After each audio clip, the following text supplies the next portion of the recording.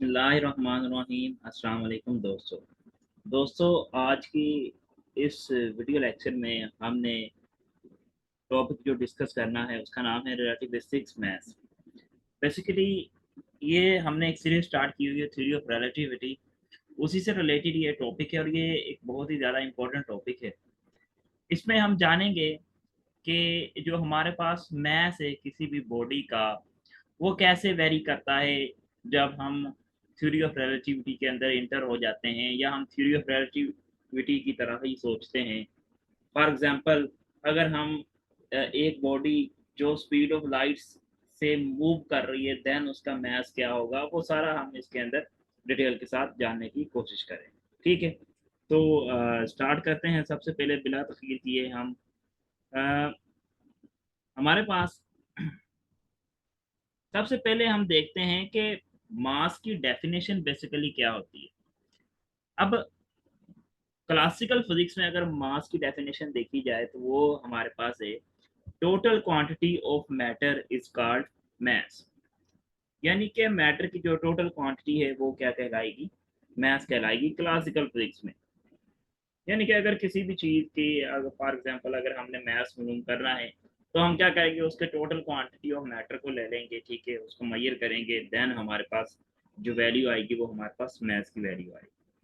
लेकिन अगर हम रिलेटिविस्टिक फिजिक्स के अंदर आ जाए तो तब मास की डेफिनेशन वैसे नहीं बनती। ठीक है, तब जो है मास की डेफिनेशन चेंज हो जाएगी। तब मास की डेफिनेशन क्या हो जाएगी, चेंज। अच्छा, चेंज होगी क्यों, ये भी थोड़ा सा समझ लें। देखें, जब हम क्लासिकल फिजिक्स की बात करते हैं तो अब वो कहता है कि total quantity of matter is called मास। इसका मतलब है, हमने पढ़ा था कि जब एक चीज बहुत ही ज्यादा स्पीड के साथ, ठीक है, मूव करना स्टार्ट कर देती है, देन जो है उसका जो मास है वो क्या हो जाता है, वो भी क्या हो जाता है, ज्यादा हो जाता है।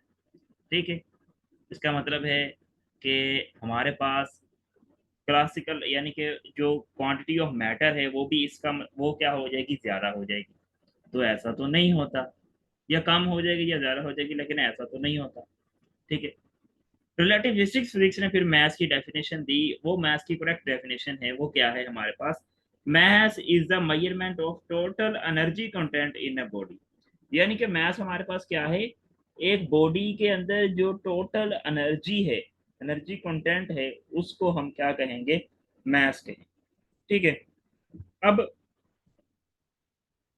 रिलेटिविस्टिक्स मैथ्स हमारे पास क्या है, relativistic maths is a concept from Einstein's theory of special relativity that describes how the mass of an object appears to change as it approaches the speed of light।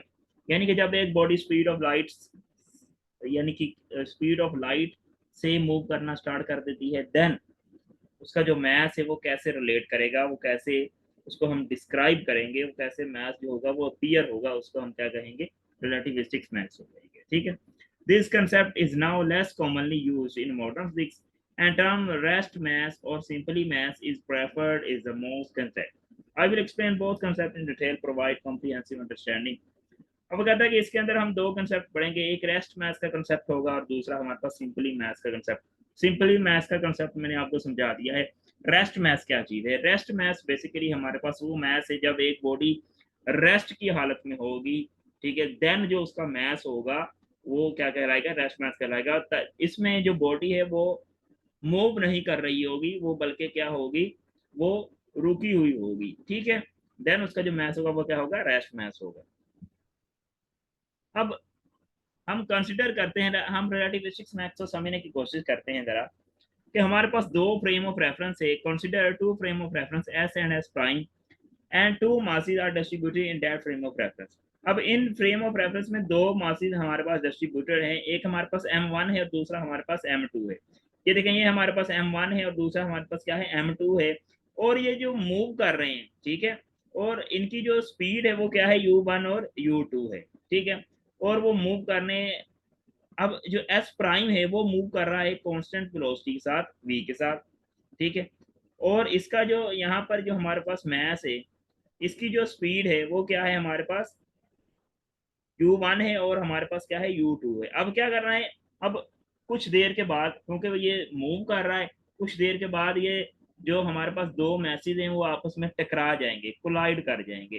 ठीक है, ये देखें यहाँ पर हमारे पास क्या हो गया, वो कोलाइड कर गए। देन कोलाइड करने के बाद हमारे पास जो इसकी वेलोसिटी है वो क्या है, यू प्राइम है, और हमारे पास क्या है, माइनस यू प्राइम। ठीक है, ये हमारे पास डायग्राम थी इसकी। अब हम जानते हैं according to the law of conservation of momentum. अब law of conservation of momentum basically क्या चीज है, वो है कि momentum before collision which is equal to the momentum after collision. ठीक है, अब बिफोर कोलिजन हमारे पास क्या मोमेंटम है, m1 u1 plus m2 u2। Momentum का फार्मूला क्या होता है, mv। मोमेंटम का फार्मूला क्या होता है, mv। मैस एंड वेलोसिटी का प्रोडक्ट जो होता है वो हमारे पास क्या होता है, मोमेंटम होता है। अब देखें अगर इस पे बिफोर कोलिजन यहाँ पर हमारे पास मैस क्या था, m1, और वेलोसिटी इसकी क्या थी, u1। ठीक है, प्लस m2 u2, तो वही है m1 u1 plus m2 u2 after collision. After collision देखें उसकी वेलोसिटी क्या होगी, उसकी वेलोसिटी इसमें चेंज हो गई है। आफ्टर कोलिजन उसकी जो वेलोसिटी है, ठीक है, वो क्या है, m1 v। उसकी वेलोसिटी क्या है, v है, m2 v।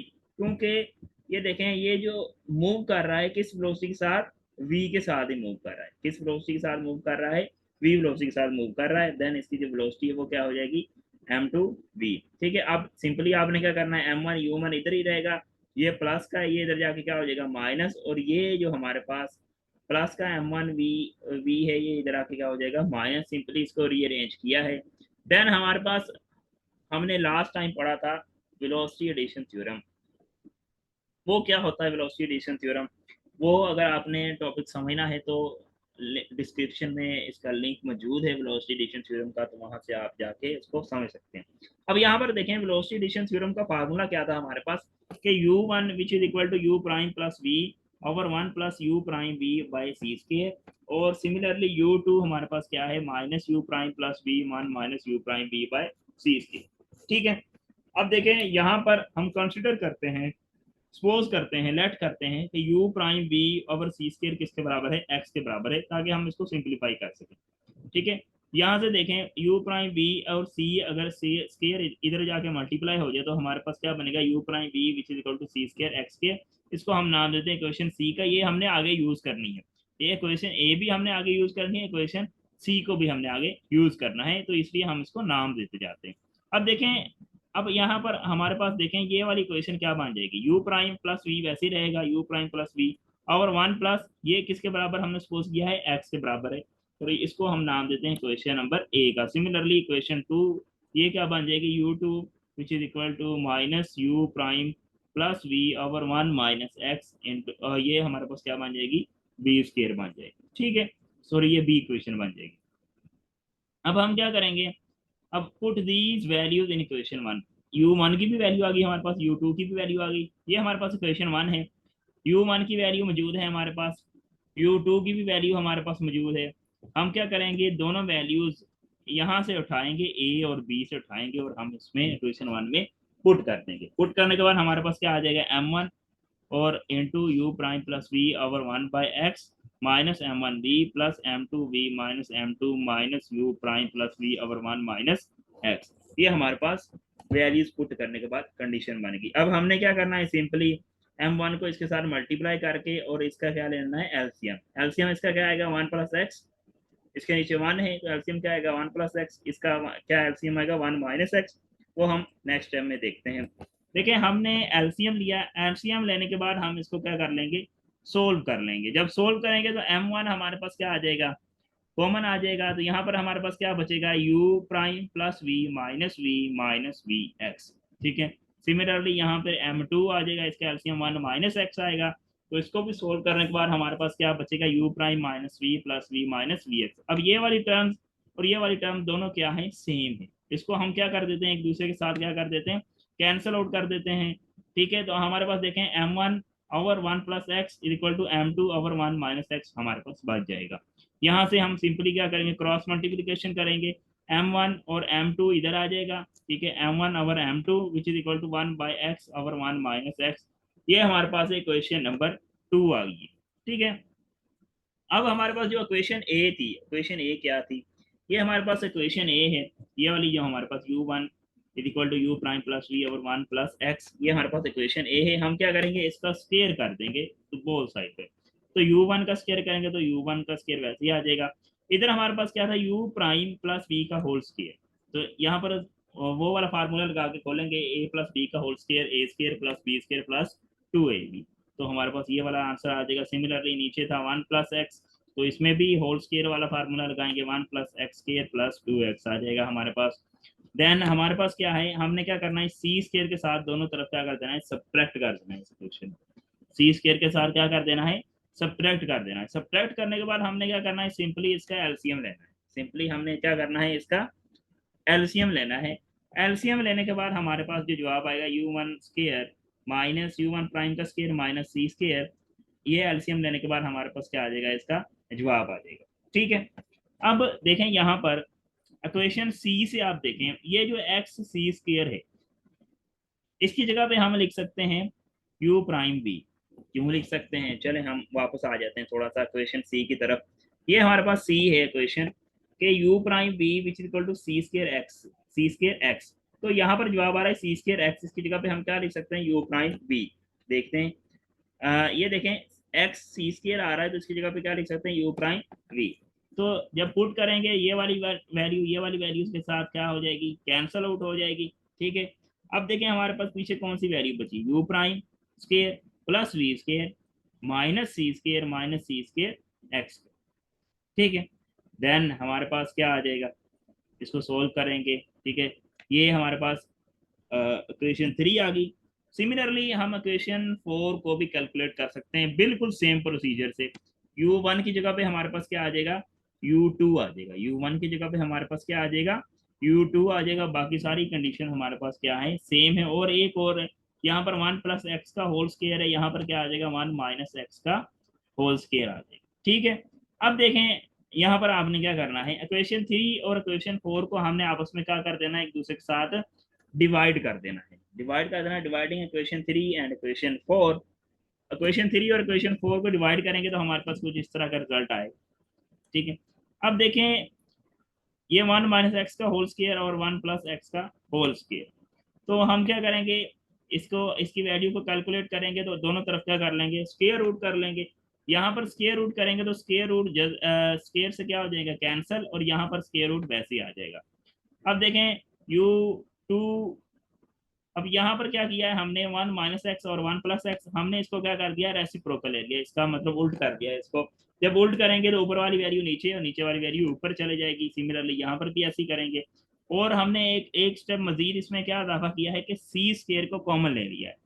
सी स्क्वायर को क्या लिया है, कॉमन ले लिया है। तो यहाँ पर सी स्क्वायर नहीं है तो इसको लिए हम सी स्क्वायर के साथ डिवाइड करेंगे। यहाँ पर सी स्क्वायर है तो ये कॉमन चला गया, तो यहाँ पे क्या रह जाएगा, 1 रह जाएगा।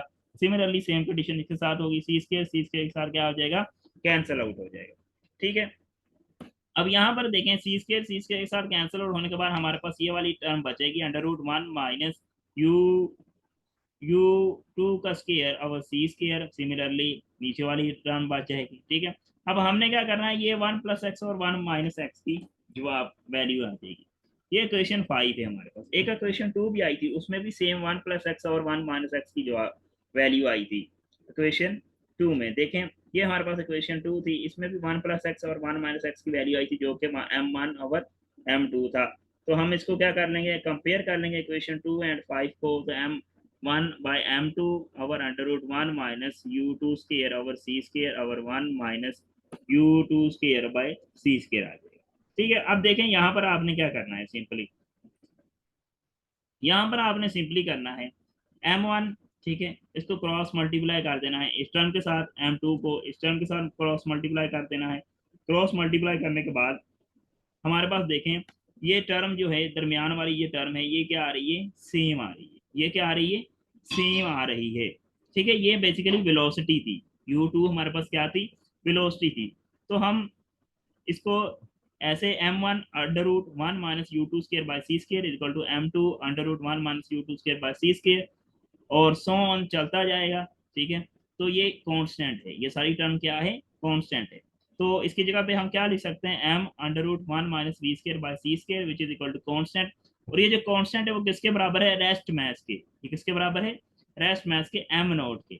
यहाँ से अगर हम m की वैल्यू निकालें तो ये वाली टर्म सारी इधर जाके क्या हो जाएगी, डिवाइड, और ये हमारे पास m is equal to m not over √1 minus v square by c square, हमारे पास क्या आ जाएगा, इसका आंसर आ जाएगा। और यही हमने प्रूव करना था। उम्मीद करता हूँ आपको समझ आई होगी। मजीद अगर कोई आपका क्वेश्चन है तो आप कमेंट सेक्शन में पूछ सकते हैं। अल्लाह हाफिज।